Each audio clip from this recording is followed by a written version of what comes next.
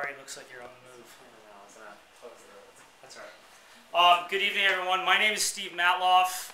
I do have a bandage on my face. I got in a fight with a dermatologist yesterday, a little bit unexpectedly, and he obviously won. You lost. He definitely won. And when I go back next week, he'll probably continue to win. Anyway, welcome. Thank you for coming this evening.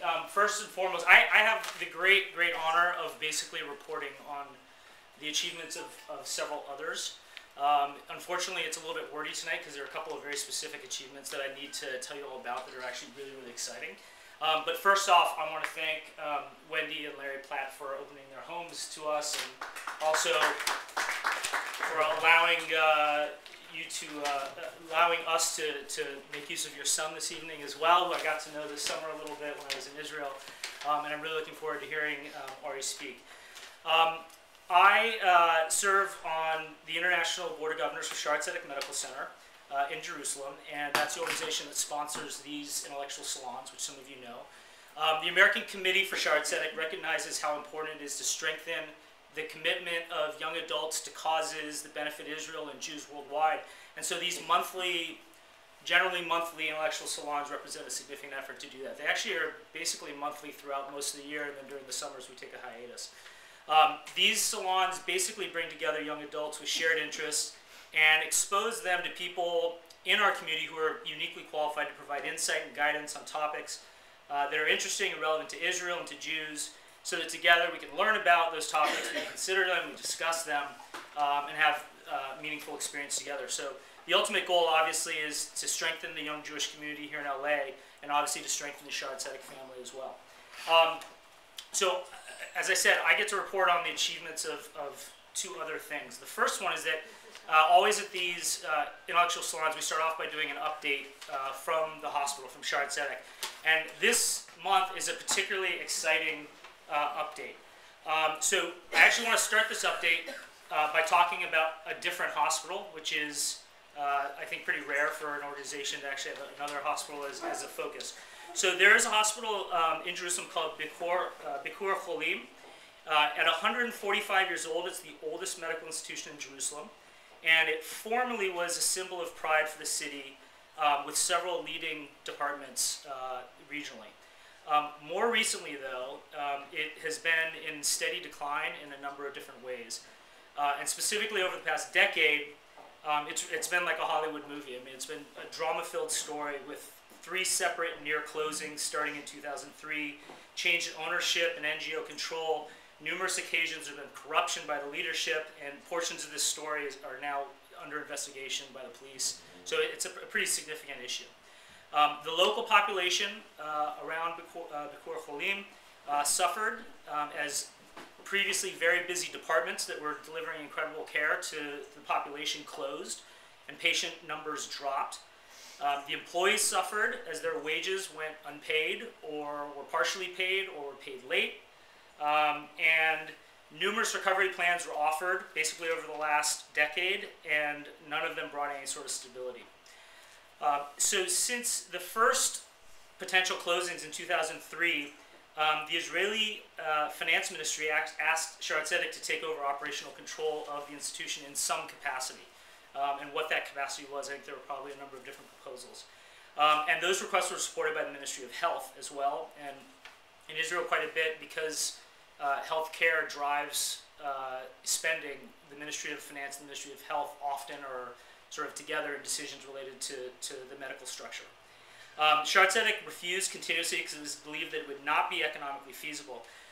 Well, December, a week ago, the last week of December, after months of intense negotiations, Professor Yonatan Halevi, who is Shaare Zedek's Director General, signed a historic agreement merging Bikur Cholim into Shaare Zedek, with the blessings of the Ministry of Finance, the Ministry of Health, and the general and the medical unions, which I think is no small feat. And it's making Shaare Zedek as big as any hospital in the region, and even larger in some respects. So Bikur Cholim, the campus, is located a few kilometers from Shaare Zedek in the heart of the ultra-Orthodox population. Both campuses will be administered by Shaare Zedek's management. 70% of Bikur Cholim's staff, 360 employees, will be offered lasting job security, which was a major issue because if the institution closed, it would basically be people who would have otherwise lost their jobs. and their livelihoods. 250 beds will be added to the Shaare Zedek environment, which will serve the population immediately around the hospital and will alleviate overcrowding at Shaare Zedek. And the crown jewel of the combined institution will definitely be maternity care. It's already a crown jewel at Shaare Zedek. Shaare Zedek does over 15,000 deliveries a year.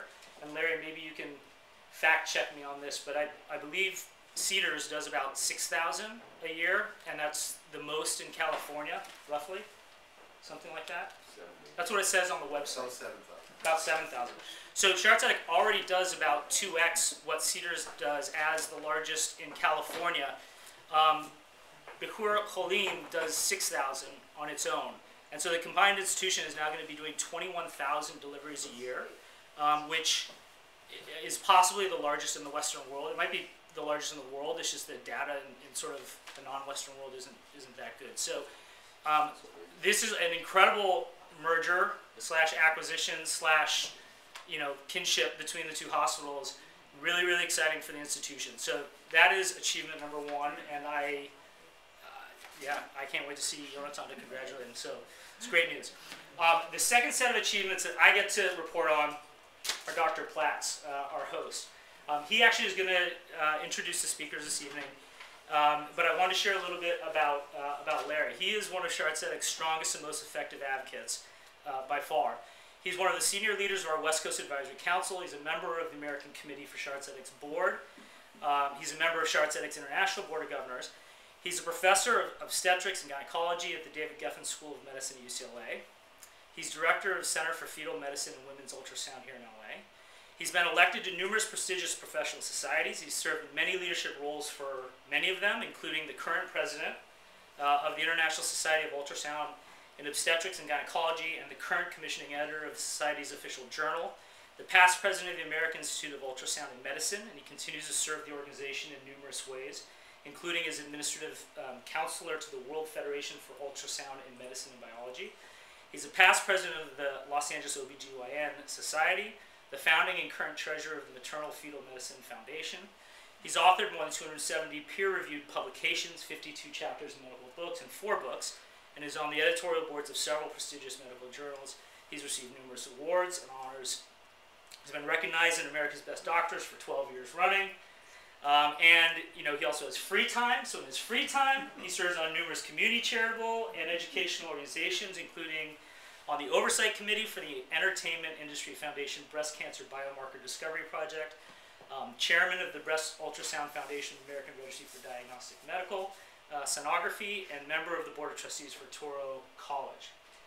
So my real question this evening, though, selfishly, is do you remember any of your dermatology from medical school? I'd love to talk to you about that. Maybe most importantly, he's the proud father of one of our speakers. So thank you.